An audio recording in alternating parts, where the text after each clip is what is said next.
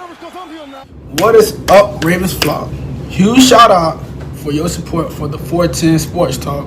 James and Glenn are the best in the business. They're killing it right now. They love talking Raven talk. Make sure you go subscribe to their channel. Let's go Ravens. Big trust. Hey guys, welcome into another episode of 410 Sports Talk. I'm James Haskell, along with my co-host Glenn Martin, and as always, DK controlling the scene from the background. We're excited to break down this another piece of news that seems to be dominating the news for the NFL, and that is the Julio Jones trade. The Julio Jones thing, but it's coming. It's coming. I don't know how new it is. He said he wants out. I think that we've known he wants out, though, right? Like, it's just kind of reignited itself. But this, him saying that publicly, of course, on FS1 was a big deal, saying, I'm out of there. Sounds like, deals are already much more mature than we thought they were. So we're going to get right into it here, Glenn. But so let's talk about it. He comes out yesterday on FS1. Oh, Shannon Sharp. We know Shannon real well here in Baltimore. He said he called up his favorite nephew.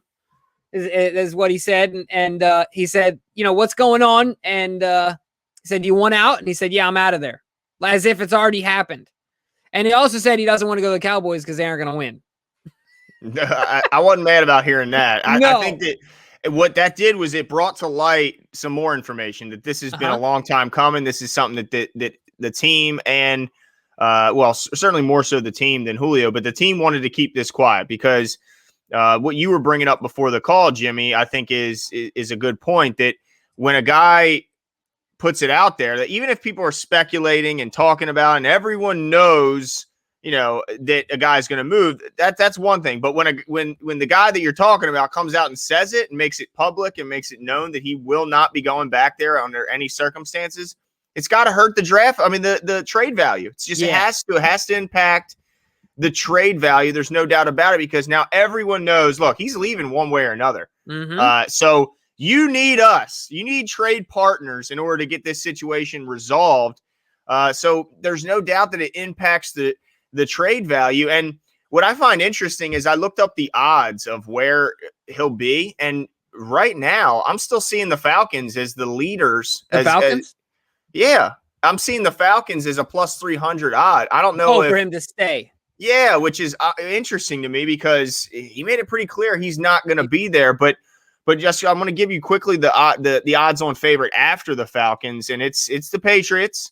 They're looking to make some waves there after such a down year. Then the Titans, when we saw A.J. Brown turn to Twitter and try and recruit him to come play with him. Imagine them two guys suited up opposite sides of the field. Oh, my goodness. Derrick Henry in the backfield? Holy smokes. I mean, I don't know if there's another receiver, I guess maybe like a DK that can kind of compare physically to Julio Jones, but AJ Brown's certainly one of them.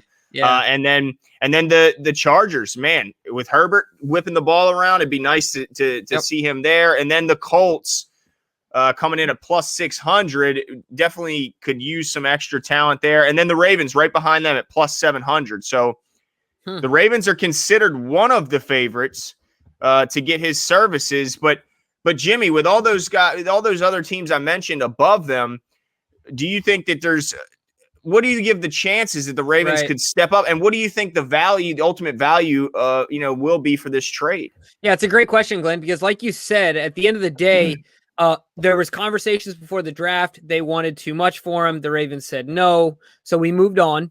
But because of this now, very tangible drop in value because of, the recent, events that have happened where him making it public. And they're really aggressively look, the Falcons media team retweeted the video of him saying he wants out. So they're greasing the wheel as much as they can to get this deal done. Right. And they're getting a little desperate because they need to sign their rookie class. I mean, that's what it is at the end of the day. And so it does put the Ravens in my mind back in the running as far as what the Ravens customarily would give up.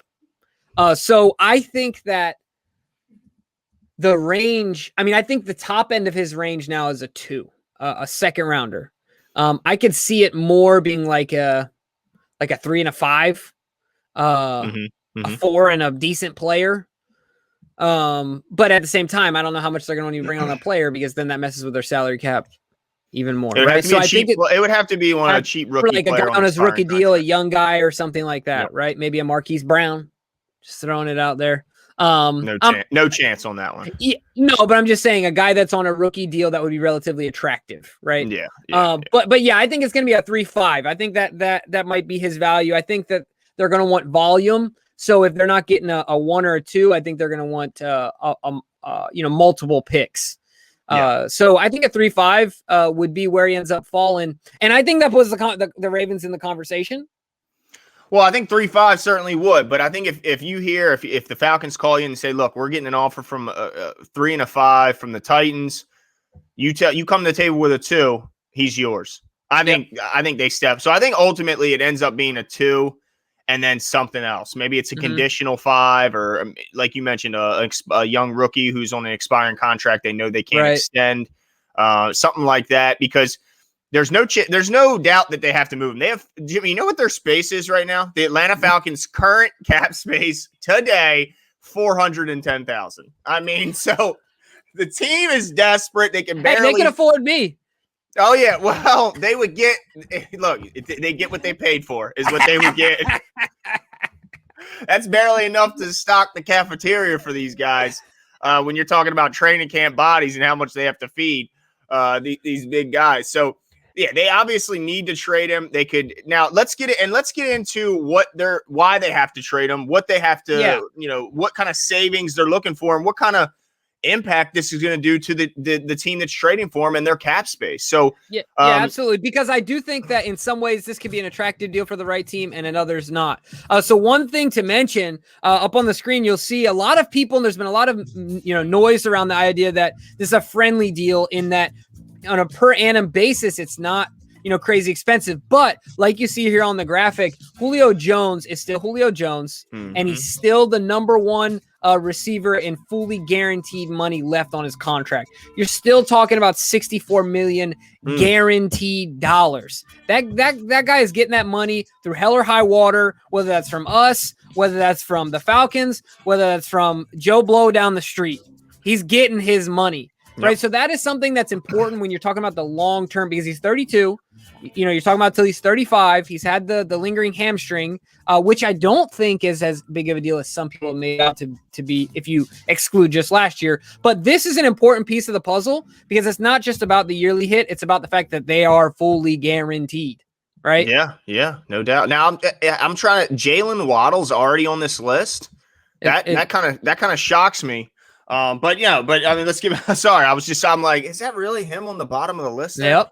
No, I think that look, people who thought that this would be, a guy that's towards the end of his career, he's going to be a cheaper. Julio's going to cost a lot of money, but like you mentioned, if he's healthy and he's on the field, he's worth that money because nobody averages more yards per game in NFL history than Julio Jones. Now, the ankle injuries are a concern, but I think he should be looking for a team that has some natural grass fields and can get off of that turf that he's been playing on his entire career.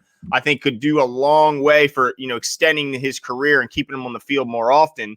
But it's going to cost some money. So even if they trade him, and if they trade him after that June 1 deadline, which is what is expected, they're going to save some money. They're going to save about $15.3 million towards their cap. So I think this is when we're looking at. After June 1, they're not going to do anything until that date because that's when they get their biggest savings. Now, they're still going to be responsible for $7.75 in dead cap money that they're owing to him, and that's going to be with the signing bonus and some option bonus that he has in there. So there's no way they can get away from that. They got to pay that. But they can get out from under that $15.3 million base salary, which is what the team will be responsible for in the following year. Now, in 2022 and in 2023, they're not going to be paying his salary. So it's going to be on the Ravens, unless I'm missing something.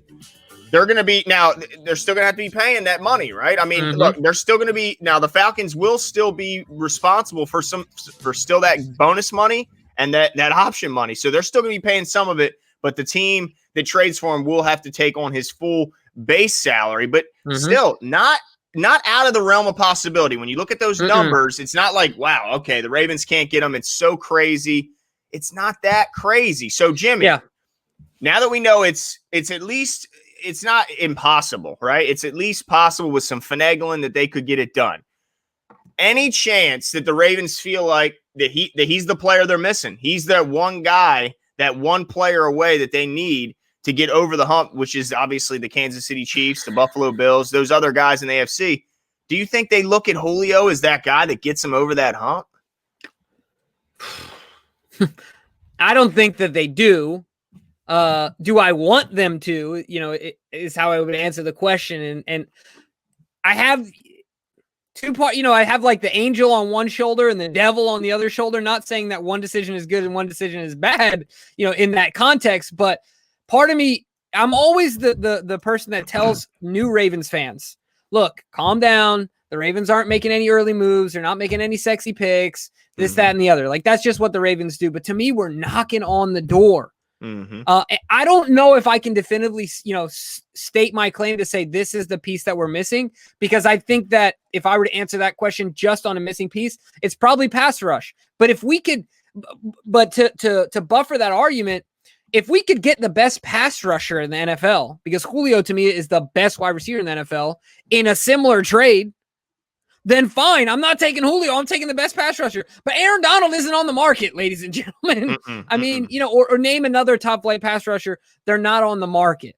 So based on what we have here, the best way I would answer this question is that for the value, I think that if you're okay with the guaranteed money, the value is there for the deal. And I think that the Ravens are in a situation where they can take a risk, go in, and put all their chips on the table. And look, if there's one guy at the wide receiver position to do it with, it's Julio Jones. He's not a diva. He's not a me guy, especially in comparison to look at the other guys around the league. Before this past year, if I'm not mistaken, in the previous 4 years, I think he only missed a combined 6 games. So people always talk about his injury history, but a lot of it was more about last year. And so I think you can take advantage of the timing. And man, would he look good in black and purple. And the other thing, Julio, he said he wants to win. And all the guys you named on that list, Glenn, you tell me one team that has a better quarterback than Lamar Jackson. I'm not taking Ryan Tannehill as an answer either. Because Ryan Tannehill is not better than Lamar Jackson. If Julio wants to win, why would he not come to the number one scoring offense in recent memory? Think about him outside. We've said if you're an alpha, why would you not come to the Ravens? Yeah. No, I mean, it's hard. It's hard to argue that. I think you're right when you talk about who's poised to win. I think I would say the Ravens are in better position than the Patriots. I would say the Ravens are in better position than the Colts, better position than the Chargers. And really, it's a toss-up, I think, at this point, if you were being objective and you look at where the Titans have been able to get to and where the Ravens in very similar positions as far as where they've been ousted from the playoffs. So I would say they're certainly up there. And then every other team is behind them or not even in the realm of possibility. So I think it's definitely possible. And you mentioned that he's been actually more healthier than a lot of people give him credit for. And I think, I was a little bit off in my assumptions. I look at Julio as, man, he's missed a lot of games lately, but no, he really hasn't. I mean, he missed, obviously he played 9 games this past season, but he played in 15 out of the 16 the year before, and then he played in all 16 for both the 2 years before that, then 14 of 16, and then all 16 again. And so, like you said, missed a handful of games over the last 6 years. Yeah, Jimmy Smith's missed way more games than that. I mean, the list goes on and on. We just signed Sammy Watkins. Now the deals are different, but yeah, no. So I think that's a good point you make, that he's not so injury prone like a lot of people assume.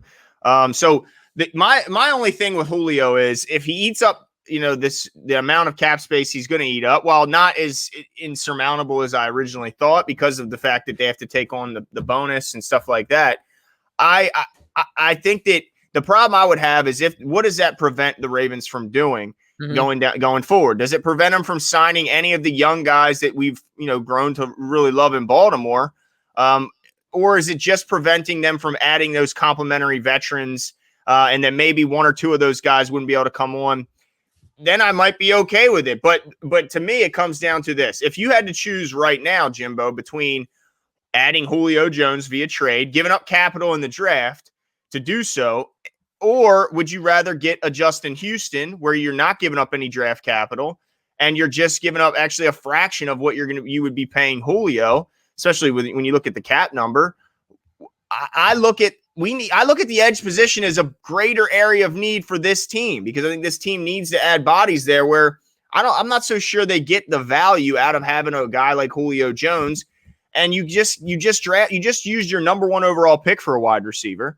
I just don't know. I think, to me right now, as it stands, I'd rather have Justin Houston. I think it's a bigger area of need for the Ravens than wide receiver is. So I'm interested in your take on the Julio versus Justin Houston debate. Yeah, to me, it's not a debate. It's not. It's just not. Julio Jones is the when healthy. I mean, you can say whatever you want, and you can line him up in comparison to any other way you want. You talked about like DK Metcalf being the same size. DK Metcalf wishes he could run routes like Julio Jones. I mean, wishes, right? But they all looked up to him. No, absolutely. DK is incredible, but Julio is just, I mean, he's the closest thing to Calvin Johnson that we've seen since Calvin Johnson. And he's probably going to have a better career than Calvin Johnson. Yeah, based on longevity and things like that. So, man, he would fit in so well here. He's a Raven, and the way he plays football and the way he thinks about football, and winning is first and the team is first. So, that clip from him talking to Shannon Sharp was the most I've heard Julio Jones talk in the past 4 years. Yeah. You know what I mean? He's just not that guy. Like, everyone was all excited about the idea of bringing in Antonio Brown. Antonio Brown and Julio Jones, as far as teammates, aren't even in the same stratosphere. And then you add that Julio Jones is just a big body with a big catch radius. And then on top of this, think about how efficient Lamar is in the red zone and how much that would help Julio. Oh, yeah. On the field, Julio is ridiculous. I mean, he checks every single box you can put out there. Yeah. So to me, really what it comes down to, I understand your point, and we put out a poll today, and the majority of you guys prefer that we would get pass rushers. But what if Justin Houston goes sign with someone else, or he stays in Cincinnati or Indianapolis? The cupboard is really bare. Mm-hmm. I mean, it's really bare. So you're scraping at the bottom of the barrel, or you're taking the cream of the crop. Different positions, but it's just, man. And then on top of that, people, we're stuffed in the wide receiver room, and I get that. But dang it, like, potential is one thing. I'd be fine with cutting some of these young guys. Yeah, yeah, exactly. Sorry, Miles. Yeah, you are on the unemployment line, my man. Like, James Prochet. Sorry, it was a good run. We might be able to squeeze you through the practice squad. Yeah, so for me, I don't know. I just feel like where we're at right now, take a risk. Like, what's the worst case scenario? Okay, let's do that. Here's the worst case scenario. You give up a 2 and a 4. Uh-huh. And you get a guy in Julio Jones that plays for 3 weeks, gets you all excited, and then he has a high ankle sprain on an ankle that he's had a lot of injuries with over the past few years, albeit been able to play through some of those injuries, but it's been there. But this time it knocks him out, and you miss him for, let's say, 2 months of the season, and it forces you to miss the playoffs barely in a very competitive AFC North and AFC overall. That would be the big. And then you got a guy who has perpetual lower leg injuries the rest of his last few years in Baltimore, where you have to pay him a decent bit. That's the worst case scenario. Well, this year, in the short term, I mean, even without Julio, you would agree. I mean, I think we're making the playoffs. I think so, but it's not as cut and dry as it once was. When you look at the Browns, you look at the Steelers, the AFC is so, even the Chargers are coming up. The Colts. Who knows how good they could be. The thing I think that's unique about the Ravens is, I think as it stands right now, there might be teams with better offenses, or even though that's hard to say because once again we lead the league in scoring. But I think that we are most likely the most complete team in the AFC. I know that sounds crazy, but like, if you really take a second and try and be objective about it, there's teams that have high-powered offenses, but we have a high-powered defense, a unique defense, the best backfield in the best corners, at least in football, the best cornerback room in football. And so there. And don't discount the impact that special teams has. I was looking at the Chargers over the last 5 years have a field goal percentage of 75%. Justin Tucker's at 91% for his career. So I agree. As far as a complete roster, you'd be hard pressed to find a better one. And at least this year, it would be similar. You're able to. It's like, so you don't have to strip anything down this year, and you just add a Julio. Now, like you said, there's some repercussions down the road. Who can you sign? Who can't you sign? But to me, worst case scenario would be, what if you can't sign? What if you have to now choose between Marquise Brown and Mark Andrews? What if you can't re-sign them both? And you know what? Sign me up for that. If Julio's on the field doing his thing, but if Julio's on the sideline or in the trainer room and you can't pay one of those guys, then you're gonna be a little peed. You're right. I would be, but I don't know. I'm here for it, man. I say we go for it. Like, there's not too many opportunities where we're well positioned. The window might be, if you look at history, there's not many, guys that win the Super Bowl with 20% of their team cap going into their pockets. And Tom Brady's kind of the reason I think a lot of that keeps happening, because he keeps taking these hometown discounts and going and winning Super Bowls. But you're right in the sense that it looks like unless you're Tom Brady, typically you win the Super Bowl on your rookie deal, or you don't, win it at all. So at least that's how it's been the trend the last 25 years. So I think you're right. If you think he's the guy, the missing piece, then you go after him. You go get this guy, and you see what happens. But I don't think the Ravens will do it, though. You don't? I want them to. I don't think they will. You think they get outbid by like a eager Tennessee? Yeah, I mean, right. Yeah, but I don't think they will. I want them to. Yeah, I mean, there's no doubt that the Ravens aren't the most aggressive when it comes to these types of moves, and I could see a team being more aggressive. I could see the Patriots going, look, that was a long year last year. We don't want to go through that again. And if we have a young quarterback growing behind Cam Newton, let's get him a bona fide, no doubt, number one Hall of Fame receiver to help him when he does eventually take over as a starter, whether it be this year or next. Yeah, absolutely. So let us know what you guys think. Leave your comments below. Will the Ravens go out and get Julio? Will he not? What do you think he's worth? All the above. And we'll talk to you guys soon.